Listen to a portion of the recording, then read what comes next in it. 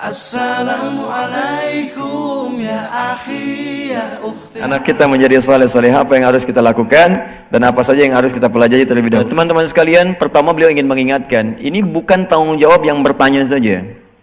Merawat anak, menjadikan mereka saleh, salehah, itu tanggung jawab semua kepala keluarga dan juga ibunda-ibundanya. Bukan sekedar yang bertanya, itu tanggung jawab kita semua.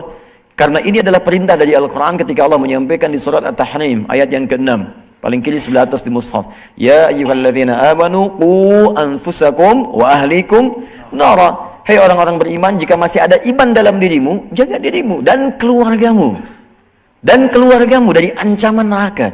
Hati-hati. Jadi kalimat di situ wawunya menggunakan ataf. Sama seperti kita peduli pada diri kita, maka pedulilah kepada keluarga kita. Ya ma'atuf alih. Idza anta tamamta yani bi nafsika fahtabba aidan bi ailatik. Ku anfusakum wa ahlikum nara, yani kama anta ihtamamta yani bi nafsika anta fahtamma aidan bi ahlik, ya bi ailatik. Wawunya ini ma'iyah di sini, ya ataf kepada yang sebelumnya. Jadi kalau anda peduli, anda pengen bersih, anda pengen rajin sholat, anda pengen tahajud, maka seperti anda peduli pada diri anda, peduli juga pada keluarga anda, pada anak-anak anda. Apa anda tega ketika anda masuk surga, anak anda memanggil kemudian takut karena masuk neraka? Bapak tolong saya, ya abata, ya amata, ya. Indama dakhalta al-jannah fa abna'uka yani yansahunaka wa sahu yani amamak, ya, lebih amamakun nar masalan inda wujud ihtimamika lahum minama kunta fid dunya. Jadi kalau anda tidak memperhatikan mereka, apa anda tega mendengar teriakan mereka ketika mereka kemudian terancam dengan neraka? Maka perhatikan diri anda, sayangi anda dan sayangi keluarga anda seperti anda menyayangi diri anda sendiri. Dan seperti nasihat Nabi SAW ketika menyampaikan, kata beliau, khairukum li ahli. Ya, orang yang baik di antara anda adalah yang peduli pada keluarganya. Jadi kalau anda cuma peduli pada diri sendiri, itu dianggap oleh Nabi bukan orang baik. Bukan bapak yang baik, bukan ibu yang baik, yang cuma mengurus diri sendiri saja. Kerja aja, tapi nggak sama anak, nggak ada perhatian. Sama istri tidak ada perhatian. Ibu juga demikian, kerja dikejar-kejar. Sama suami tidak ada perhatian. Sama anak tidak ada perhatian. Maka demi Allah di hadapan Rasulullah anda dianggap bukan pribadi yang baik. Nah dari dua hal ini maka kita turunkan sesuai dengan pertanyaan bagaimana ingin kita menjadikan anak-anak kita menjadi anak-anak yang baik. Maka kata beliau seperti sunnah orang-orang sebelumnya, orang-orang salaf mengikuti Nabi SAW, maka mulai dengan Al-Quran. Hadirkan tarbiyah Al-Quran di rumah, semarakan dengan Al-Quran, belajar membaca Al-Quran, ya kalau bisa berjamaah sama-sama, menghafal bersama-sama, hadirkan keceriaan di keluarga sehingga terasa nyaman dan nikmat dalam menjalaninya. Jadi kalau bapaknya menghafal, anaknya menghafal, istrinya menghafal bersama-sama kan enak cara menghafalnya. Nyaman, ngaji bersama. Tapi kalau yang satu ngaji, yang satu nonton, ini tidak akan memberikan motivasi yang kuat dalam menunaikannya. Diusahakan, saya dulu waktu masih kecil, itu kalau sudah tiba waktu sholat, waktu ngaji, TV semua mati. TV semua mati. Ini ada semangat yang kuat untuk kita bisa beribadah. Kemudian kata beliau, "Tsumma yaliha as-shalah." Ya, sholat. Ajarkan sholat yang benar dari sejak kecil supaya dewasanya sholatnya benar. Kalau kecilnya terlalu banyak toleran pada yang salah, maka dewasanya pun akan sholat dengan cara yang salah. Bacaannya keliru, wudunya cepat-cepat, ya, bahkan kemudian mohon maaf sekali, seakan tidak punya makna dalam wudu. Utak, ya, yang diusap rambut bukan kepala, sudah keliru. Ya, dari atas sampai bawah cuma 3 detik sudah selesai wudunya. Dari kecil nggak diperhatikan, maka dewasanya pun akan ibadah dengan cara yang salah. Maka mulai dengan salat, tanamkan kemudian ibadah, ya, dari dasarnya kemudian setelah Quran, kemudian salat, tanamkan dasar-dasar ibadah, lalu akhlak. Kata beliau akhlak. Dari yang ringan-ringan dulu, Bu. Di rumah, ya, bersentuhan dengan makanan, adab dia seperti apa? Seperti tadi beliau menyebutkan dalam Sahih Al-Bukhari, ketika Nabi kedatangan tamu, Abu Salma datang kepada beliau dengan anaknya, kemudian anaknya tiba-tiba ingin ngambil makanan, kata Nabi, "Ya ghulam, samillah, wa khudh bi yaminika ma yalik." Duhai anakku sayang, sebut nama Allah dulu sebelum makan. Sebut di sini kata Al-Imam Al-Bukhari, kalau Al-Imam Al-Bukhari, samillah yakni qul bismillahirrahmanirrahim. Atau qul bismillah. Ya, alal aqal sebutkan bismillah, sebutkan bismillahirrahmanirrahim, ambil yang terdekat dari tanganmu dengan tangan kananmu. Ya, ini juga dimaksudkan ibu bapak, kalau ada makanan yang anak itu sukai maka dekatkan. Ya, wa wal ma'na al-akhir min hadzal hadits idza kana hunalika ta'am al-maghrub ilayhi min qibali auladina faqarrib hadha at-ta'am ilayhi likay yastati an yasil ilayhi. Ya, jadi dekatkan makanannya supaya gampang diambil.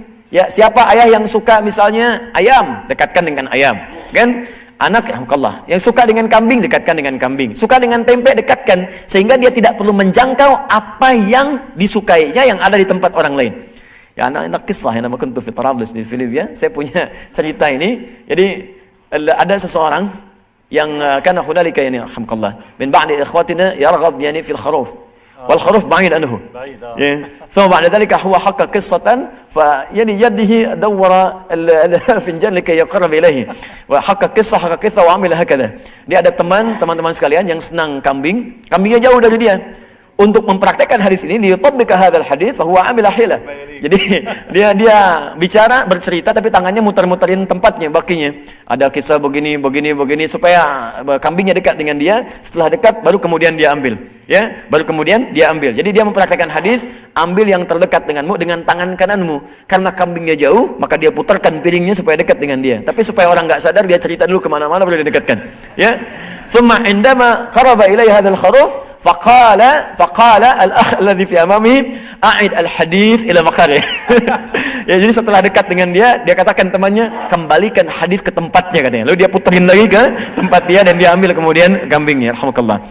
Jadi teman-teman, ini yang kedua. Fa hunalika yani nuqtah lafitah lin-nazar.